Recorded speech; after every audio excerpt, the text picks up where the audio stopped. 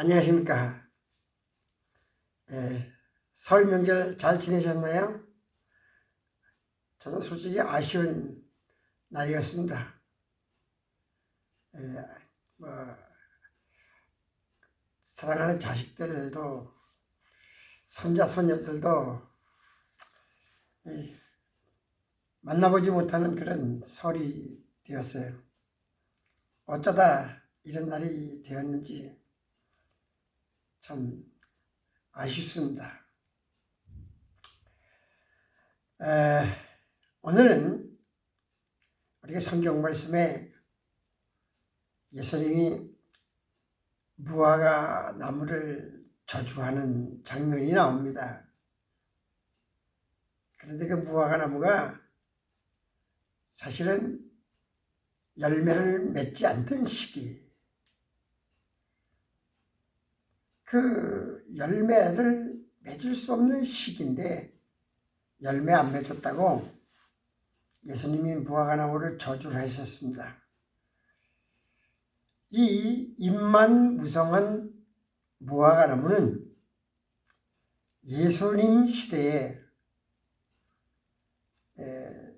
종교인들의 그 실상을 나타내 주시는 것입니다. 뿐만 아니라 이 말씀은 예언이에요. 오고 오는 시대에 예수님 시대와 유사한 정치적이고 또 교회의 타락상, 이런 것을, 그 상황을 말씀하고 있는 겁니다. 그러니까 그런 시대적 환경 속에서 교회와 성도는 어떻게 해야 되느냐. 사실 그런 시대와 환경 속에서는, 상황 속에서는 신앙인들이 결실을 맺을 수 없다는 것입니다.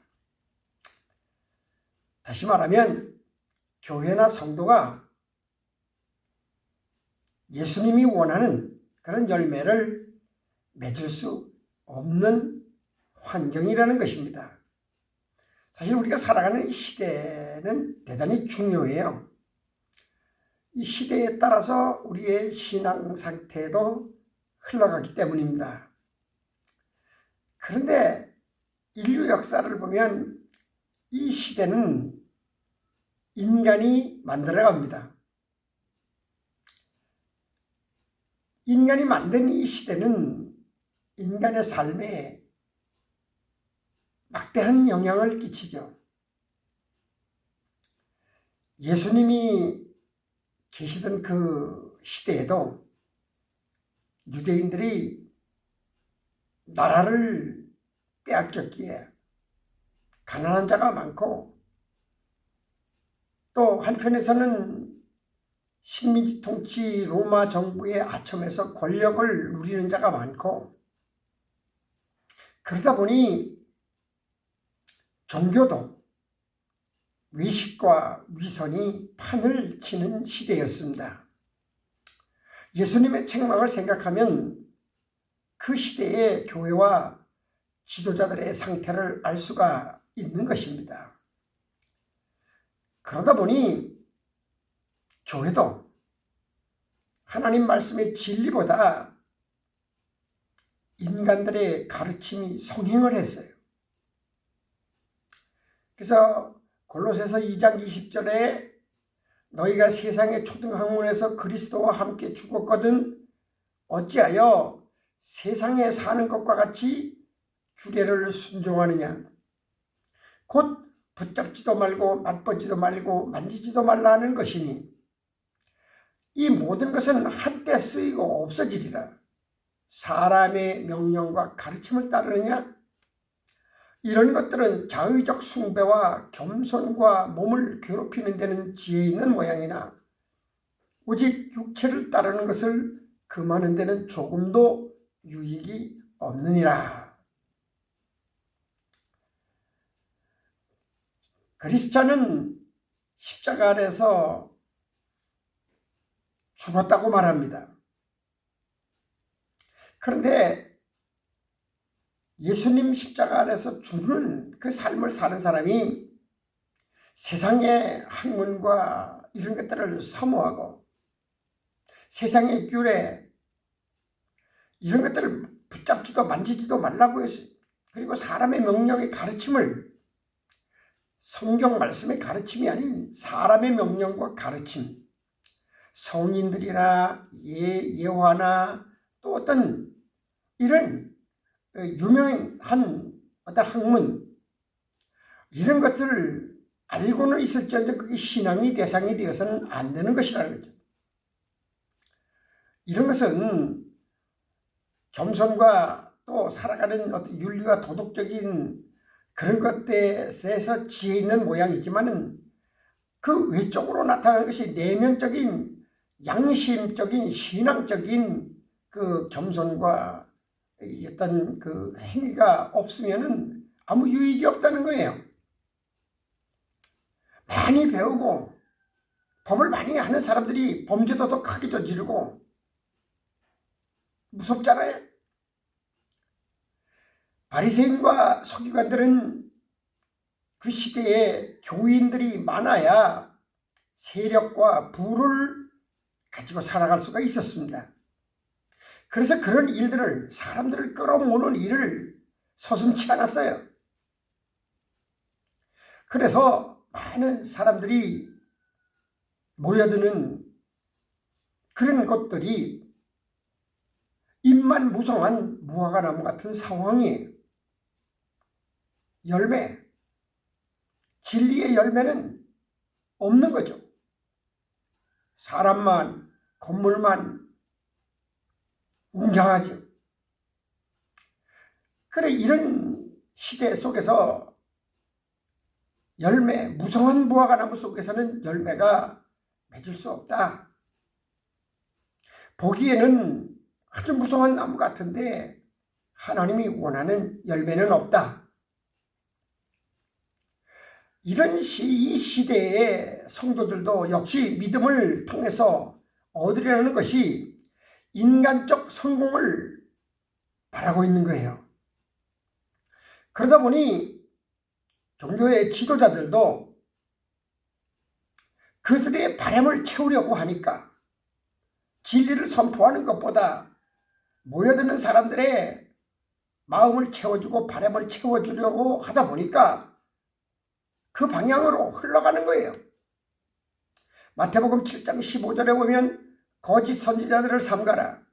양의 옷을 입고 너희에게 나오나 속에는 노략질하는 일이라. 거짓 선지자가 많이 일어나 많은 사람을 미혹하겠으며 요한일서 4장 1절 사랑하는 자들아 영을 다 믿지 말고 오직 영들이 하나님께 속하여나 분별하라. 많은 거짓 선지자가 세상에 나왔습니다. 하나님의 말씀 선포보다 인간의 비위를 맞추고 인간의 욕구를 맞추고 욕구를 충족시키고 그래서 자기가 많은 것을 얻는 것은 거짓 선지자예요.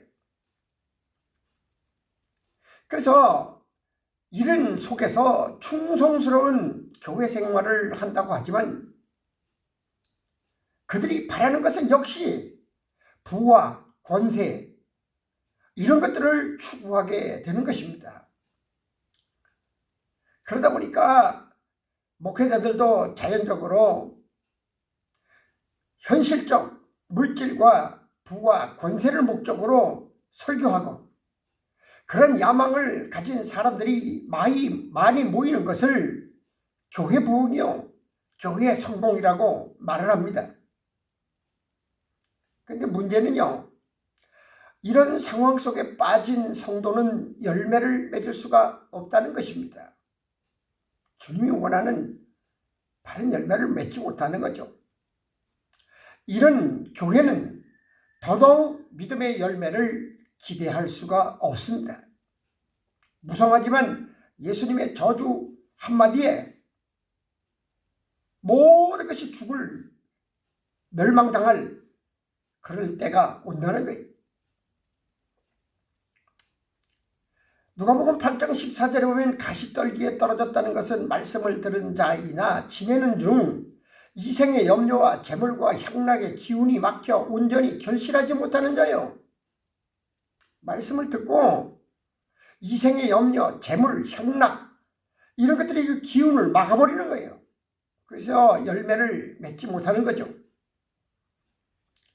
성경의 역사를 보면 이런 환경과 상황에 처했다고 해서 하나님은 그것을 정당화하고 묵인하시는가? 세상이 다 그러니까 할 수 없다. 세상이 다 그러니까 교회도 별 수가 없다. 하나님이 그렇게 묵인을 하시지 않습니다. 무성한 무화과 나무를 저주하셨어요.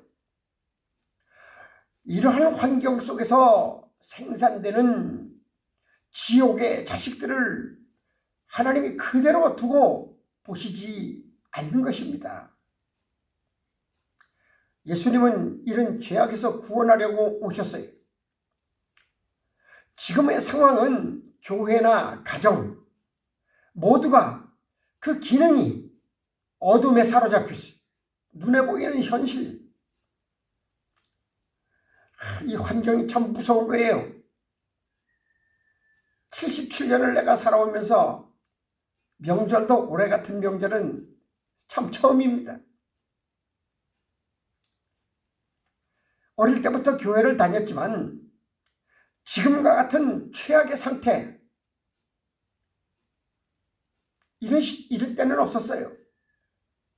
우리가요 외부적으로는 국가의 신용도 또 경제의 부국, 개인 소득의 상위, 문화의 선진 이런 평가를 가지고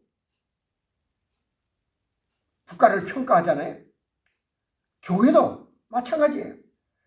교회 건축의 대형화, 교회 성도의 숫자, 재정이 얼마나 되느냐, 교회의 문화시설 등이 마치 예수님 시대의 무성한 무화과 나무 같은 현실인 것을 볼 수가 있어요.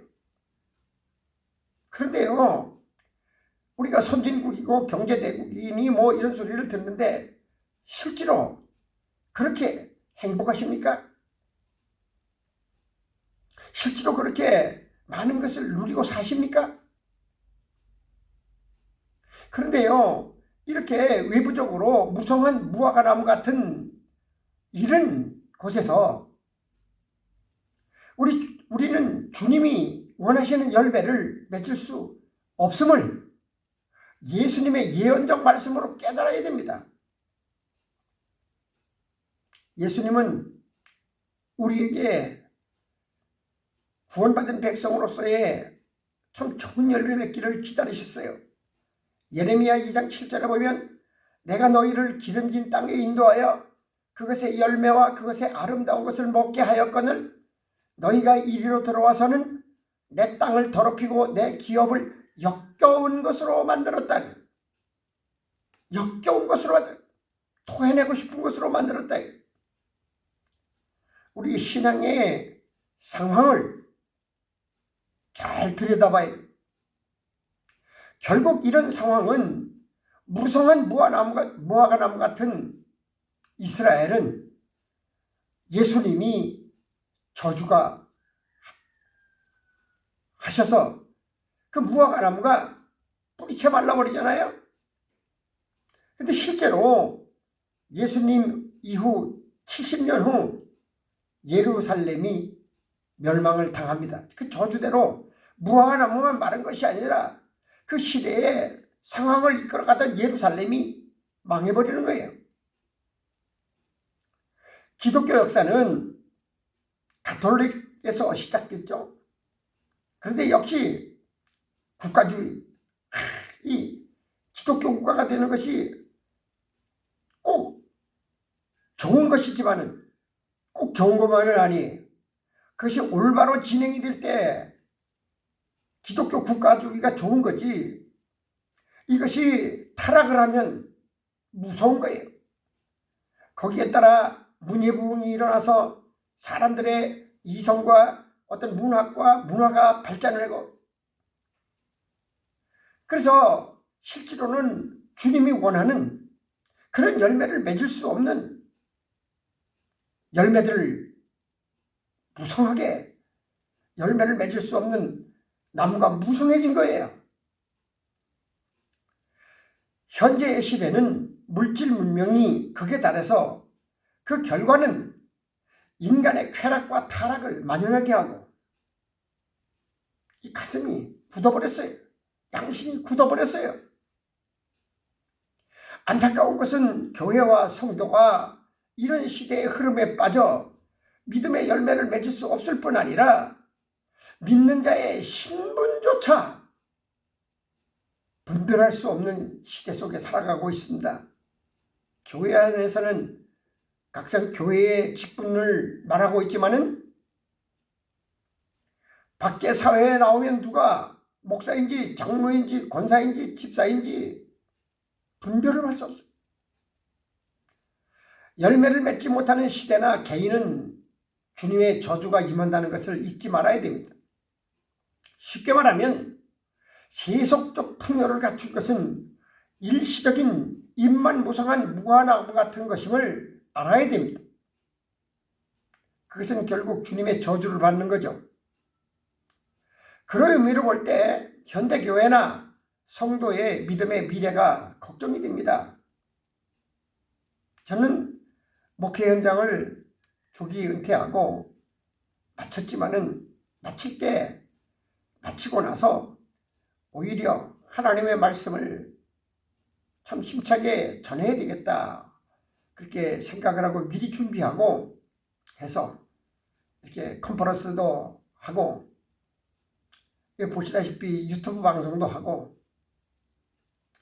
또 말씀을 전하러 나가기도 하고 그렇게 살아갑니다. 마지막 때는 오고 있고 우리 믿음의 세계는 깨어나야 할 텐데 열매 맺는 시대를 만들어야 할 텐데 세속의 권력과 손잡고 있는 교회의 불법을 세속의 권력으로 피해나가는 합리화시키는 이런 문제들 하나님의 공의와 정의로 대적할 수가 없는 시대가 됐어요. 내세의 하나님 나라보다 현세의 믿음의 보상을 더 크게 바라고 사는 현실이 안타깝습니다. 성령님의 숭고한 감동보다 인간의 혈기가 교회 정치를 좌우하고 참 교회의 집단을 혼탁하게 하는 선한 열매를 찾기가 힘들어요. 무화과 나무는 예수님의 저주로 뿌리부터 말랐습니다. 무슨 말입니까? 나무의 생명은 뿌리에 있습니다. 수분을 흡수해야 나무가 성장을 하고 잎이 피고 열매를 맺는 거죠. 그런데 그리스도인의 생명은 어디 있습니까? 말씀에 있습니다. 말씀의 씨가 떨어져서 싹이 나고 뿌리가 든든하여지므로 열매를 맺는데 저주받은 무화과 나무가 뿌리부터 마른 것처럼 오늘의 그리스도인들의 뿌리를 마르게 하는 것이 뭡니까? 물질주의, 명예주의, 권세주의, 땅에 복을 바라는 기복신앙 이것이 말씀의 뿌리를 마르게 하는 거예요. 결국 뿌리가 마른 그리스도인은 무성함을 누릴지는 모르지만은 그러나 교회나 성도는 이런 무성함을 자랑할 것이 못돼. 그 하나님을 모르는 사람일지라도 그런 무성한 것을 가지고 결과적으로 이 세상을 떠날 때 보면 그것이 무슨 소용이 있어요? 기독교의 역사는 메마르고 황폐한 곳에서도 생명력 있는 역사를 만들어 갔음을 볼 수가 있습니다. 오히려 황폐하고 메마른 곳에서 더욱 하나님의 생명력은 나타났어요. 아가서 2장 2절에 보면 여자들 중에 내 사랑은 가시나무 가운데 백합화 같도다. 어려운 환경 속에서도 백합꽃을 피우는 거예요. 이사야 35장 1절에 보면 광야와 메마른 땅이 기뻐하며 사막이 백합과 같이 피어 즐거워하며, 이사야 40장 3절에 보면 외치는 자의 소리여 이르되 너희는 광야에서 여호와의 길을 예비하라. 사막에서 우리 하나님의 대로를 평탄케 하라. 이사야 51장 3절에 보면 나 여호와가 시온의 모든 황폐한 곳들을 위로하여 그 사막을 에덴 같게 그 광야를 여호와의 동산 같게 하였나니 그 가운데에 기뻐함과 즐거움과 감사함과 창호하는 소리가 있으리라. 얼마나 멋있는 겁니까? 그래요. 불신의 눈으로, 세상적인 눈으로 기독교인을 보면 초라하고 볼품이 없고 야심도 없는 그런 사람으로 보일 것입니다. 그러나 우리 초대교회는 250년간의 박해시대에 기독교는 엄청난 열매를 맺은 것을 잊지 말아야 됩니다. 우리나라의 현실도 어려웠던 시대에, 압박과 탄압의 시대에 기독교의 열매를 많이 맺었습니다. 이러던 교회나 개인의 열매가 지금은 인만무성해요. 실제적으로는 인만무성해요.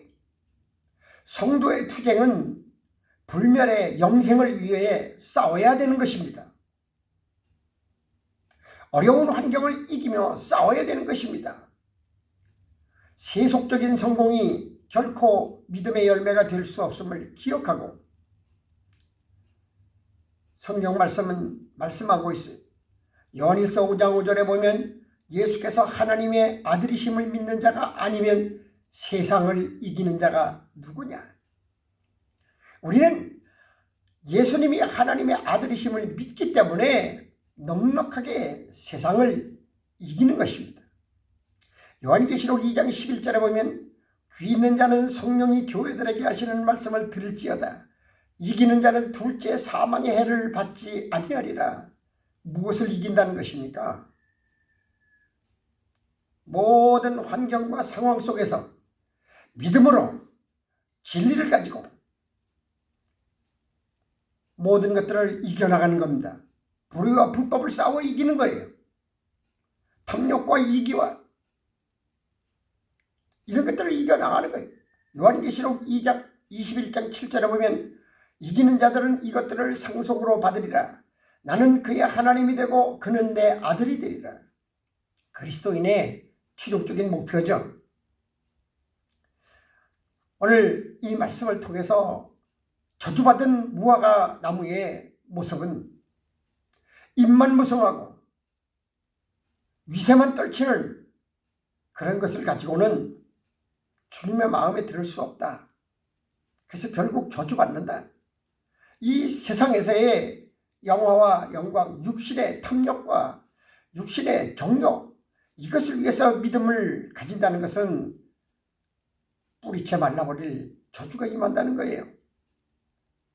그래서 이것은 예수님께서 예언적 그 시대 상황이기도 하지만 오는 세대, 오늘 이 시대, 또 다음 세대, 이것이 예언이에요.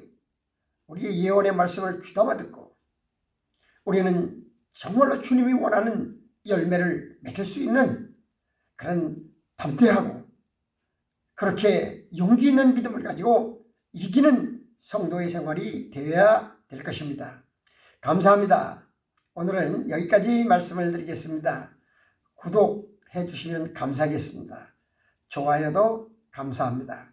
도움이 되겠습니다. 감사합니다.